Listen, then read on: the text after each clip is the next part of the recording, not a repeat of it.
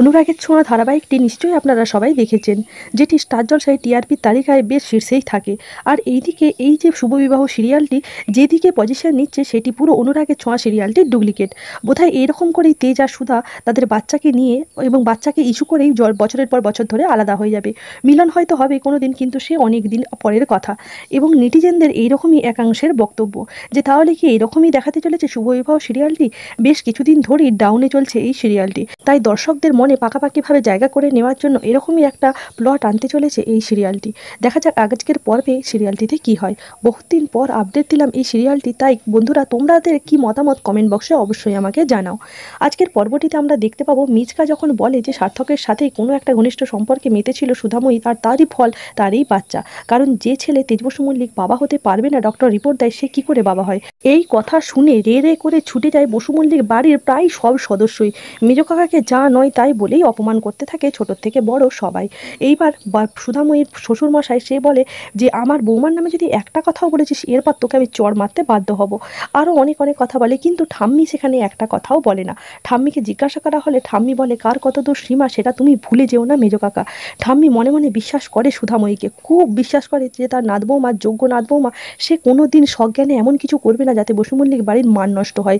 কিন্তু অজ্ঞান অবস্থায় যদি সার্থক তাকে কিছু করে থাকে, কারণ সে একেই সুধাময়ীর প্রাক্তন স্বামী। তারপর কিছু ঘনিষ্ঠ মুহূর্তের ছবি জোর করে যেগুলো সার্থক তুলেছিল সেই ছবিগুলোও ঠাম্মি দেখে।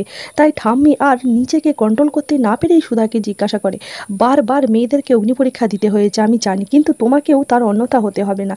আমি জানি আমার এই যে কথাটা জিজ্ঞাসা করা খুবই অনুচিত, কিন্তু তাও তোমাকে বলছি একটা কথা বলো তো।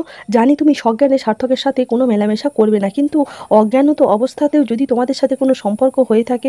সুধাময়ীর মাথায় আকাশ ভেঙে পড়ে, সঙ্গে বাড়ির আরও লোকজন। ঠাম্মি কি করে এই কথা বলতে পারে, কিন্তু সুধাময়ী স্পষ্ট জানিয়ে দেয় ঠাম্মি তাকে জিজ্ঞাসা করছে বলেই এরকম যে তাকে উত্তর দিতে হবে সেইটা নয়। আর বারবার মেয়েরা যে অগ্নি পরীক্ষা দিয়েছে সেই কথা বলছেন, কিন্তু আমি তো দিতে পারবো না।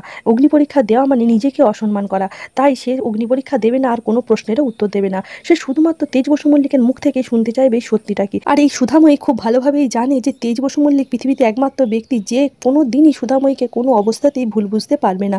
আর তাই সে সত্যিকার সবার কাছে স্বীকার করবে যে এই বাচ্চাটা তারই। আর এরকম কথা যখন বলে পিছনে তেজের দিকে ঘুরতে যায়, তখনই দেখে হঠাৎ করে তেজ ভ্যানিশ।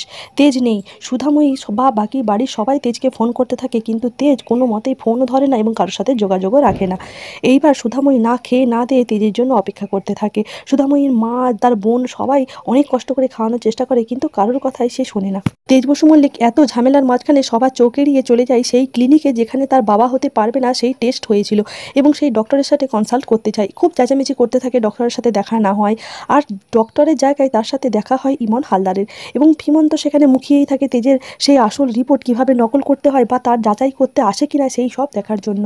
ইমনকে দেখেই তেজ বসু মল্লিক প্রথমেই মনে করে যে এই সমস্ত কারসাজি ইমন করেছে, তাই ইমনকে ডাইরেক্ট বলে তুমি এখানে, তার মানে আমার রিপোর্ট নিয়ে কোনো গোলমাল তুমিই করেছো। প্রথমেই ভয় খেয়ে যায় ফিমন, কিন্তু সে ভাবে তেজ বসু মল্লিক আন্দাজে এই সব কথাগুলো বলছে, তাই আমাকে কোনোভাবেই ভয় পেলে চলবে না। তাই ফিমন উত্তর দেয় তার মায়ের ক্যান্সারের মতো হয়েছে, তাই সে বায়োপসি করানোর জন্য টেস্ট করানোর জন্য এই হসপিটালে এসেছে।